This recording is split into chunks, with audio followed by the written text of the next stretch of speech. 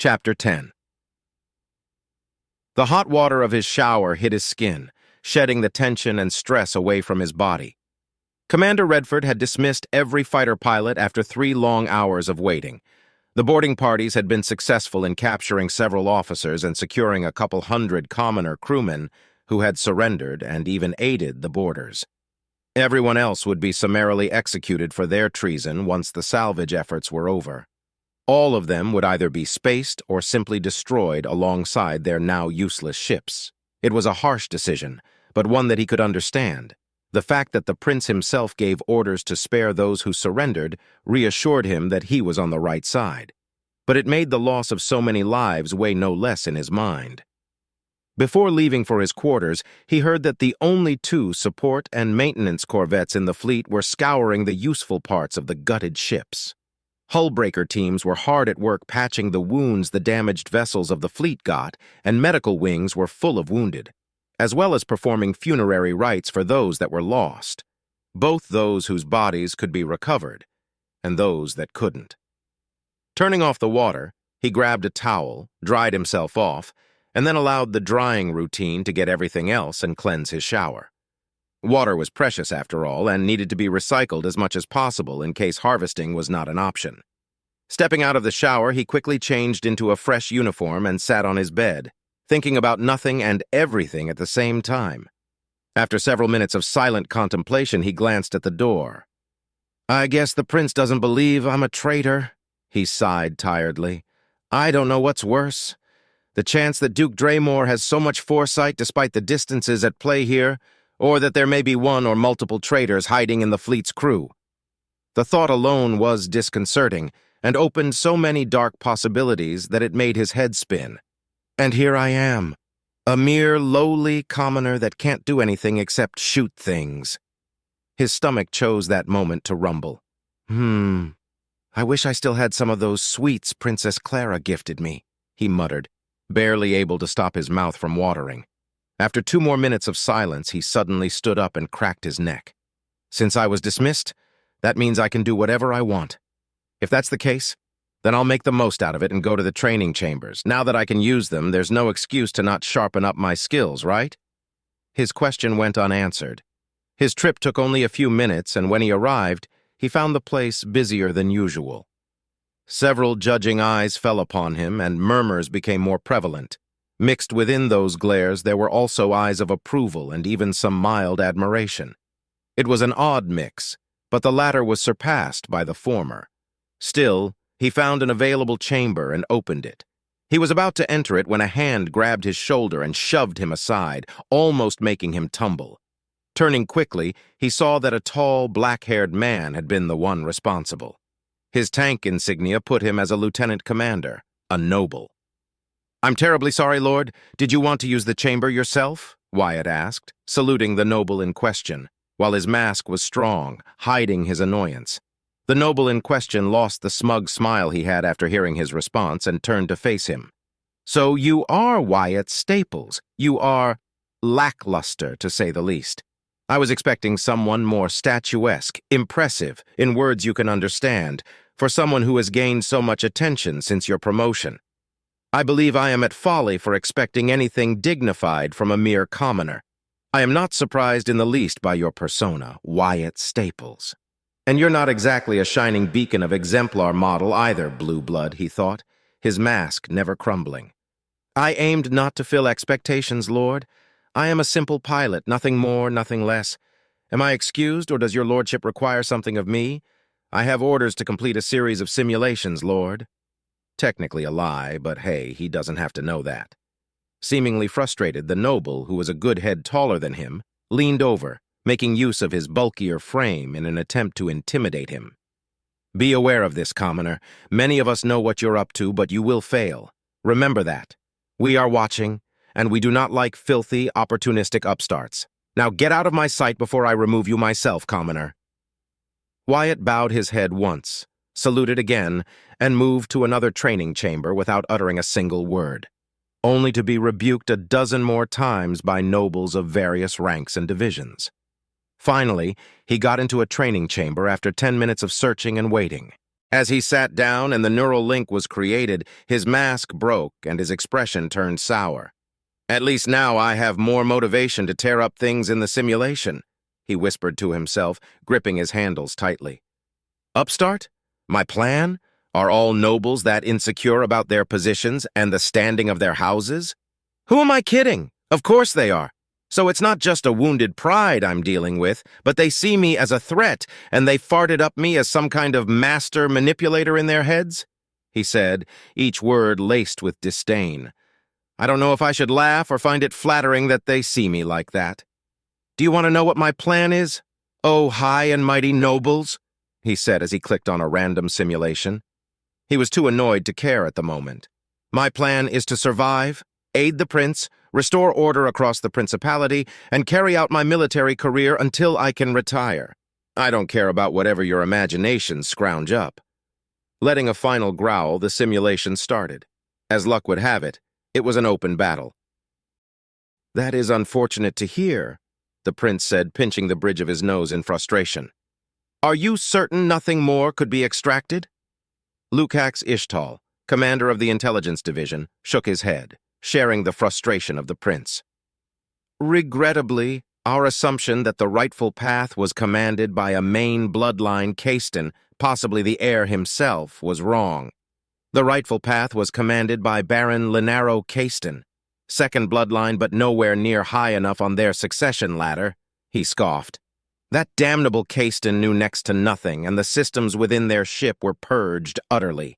What little information we could extract from the other ships is useless. The only thing of worth that the captured prisoners revealed was that they didn't know about the black ships being in the system, except the cruiser that was destroyed. Their orders were to engage and harass us at maximum range. They were used as decoys to allow the black ships the chance to pounce on us. Which, I must admit, was more than successful," Admiral Damian Valto said in no uncertain terms. "Every ship targeted was a ship of the line. That leaves us with only 3 ships as the fighting backbone of our fleet, 2 destroyers and the exalted Virtue itself. The rest are support, cargo, and transport vessels, defended, armed, and ready to provide light assistance, but nothing more. It is imperative that we travel to House Finnegan territory as soon as possible, my prince." "I concur with our esteemed admiral," Vivian Taravis, commander of the logistical division, said, gaining the attention of her fellow commander, the admiral, Princess Clara, and the prince. "The supplies we picked on Faldo are intact, and our transport shuttles suffered no significant damage. However, we lack ships. We need more, and we need any spare equipment we can salvage if we are to see Marchioness Amelia Finnegan. We don't know if another assault is being prepared by the traitors or if they have the capabilities to do so soon. We are almost blind and deaf thanks to the jamming outposts of House Caiston.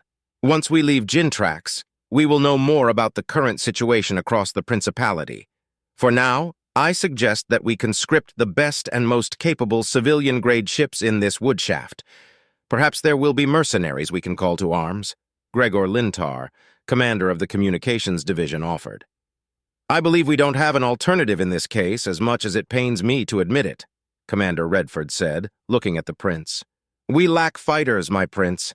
We have many pilots, and despite our recent losses, some of which are more regrettable than others, my fighters are ready to fight for you until the end. Nevertheless, we can't rely on them to bring us victory without proper support and numbers at our side." Juliana Winfield, commander of the Marines Division, nodded in agreement.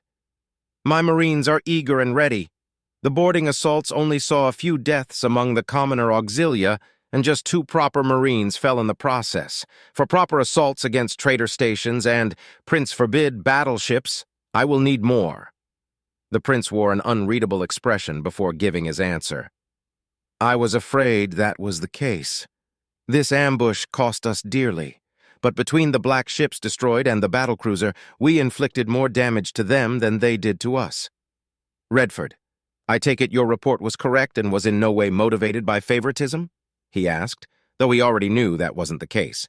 Redford nodded once and noted that George Lintar, William Hempstroke, commander of the Mechanized Division, and Frederick Anderson, commander of the Infantry Division, tensed slightly. His other fellow commanders, except for Juliana, remained stoic and focused on their respective duties. Even Hannah Talaro, commander of the Royal Orbital Strike Forces, or ROSF for short, only allowed herself a short chuckle. But while brief, he caught that botch Clara and Cynthia perked up, just enough to let his trained eye notice the minute changes in their expressions. They had read his report already, he was sure of it. My liege, I assure you that my report is as clear to the factual evidence as possible. To ensure veracity, only the perspective of Lieutenant Wyatt Staples was not taken into account. All relevant information was gathered through the footage, recording, and testimonies from the surviving members of the wedge he was part of. Level-headed and direct, yet cautious and decisive? You were not exaggerating when you described him as a paradox, Redford, Juliana commented. I am starting to regret not extending a formal invitation for him to join my house as a night upon his arrival. Wyatt Staples certainly has talent. He is resourceful and a quick thinker. I shall grant him that much praise, said the bald commander with a tiny smirk across her lips. But is he loyal? How do we know he didn't lie to the prince and set us upon this ambush? George countered, hiding his disdain behind a curtain of suspicion. He was directly responsible for the destruction of that stealth cruiser, George. I don't trust the boy in any regard just yet, but even I can see that in such an accusation he is faultless, William replied, crossing his arms. You seem quite certain of that decision, William, Frederick countered. Oh, sure, a commoner warrant officer hauling compost is the perfect spy sent to infiltrate our fleet by saving Princess Clara from capture or worse. Faultless strategy. Exceptional foresight on the part of Duke Cornelius Draymore. Rely on a commoner who knew nothing of the coup in the first place. I can't see any flaws in such a stratagem, Hannah replied, her mocking tone thick and steady. Enough, the prince said tiredly. Lieutenant Wyatt Staples performed admirably during this battle, and if nothing else, it confirms that his victory in the competition was not a fluke. Turning his gaze to Redford, he continued, If need be, take him under your direct care, Redford. Do not coddle him, but ensure that he remains strong and loyal. Not only has he earned a personal debt on my behalf, but his talents must not be wasted. We will need all the exceptional, loyal, and talented people we can gather regardless of status or origin. Loyalty is its own reward. Loyalty is its own reward, everyone muttered after the prince.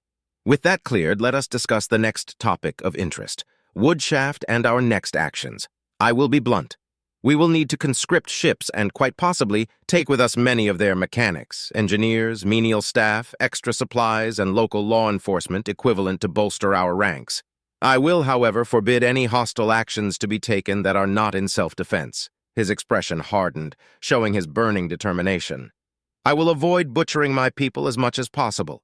Our enemy is Duke Draymore and his conspirators. Remember that, everyone. Everyone was silent for several seconds until Clara spoke up. Brother dearest, she began, I believe I can help you in this regard. If you are to permit me to solve this problem within my capabilities, then I shall arrange a satisfactory, mutually beneficial exchange. The prince stared at his sister for several seconds, processing her request and offer. He glanced at Cynthia, who stood behind her. The blue-haired woman slowly blinked in response. The prince hummed deeply and straightened himself. Very well. You have free rein, Clara. Do what you must. Your orders shall be like my own. Clara bowed her head. Thank you, brother dearest. With a smile, she stood up.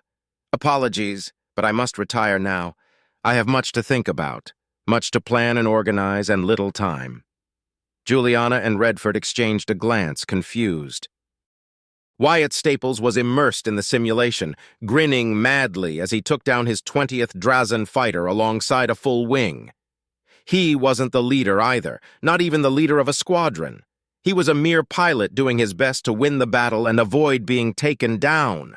Suddenly, just as he was about to add another tally to his score, the simulation paused and a familiar voice called within his mind. Wyatt, Princess Clara summons you. Met me in the hangar in 5 minutes. Do not be late, Cynthia ordered. Then, she added, do not forget about your training. I have not. It shall be resumed without fail.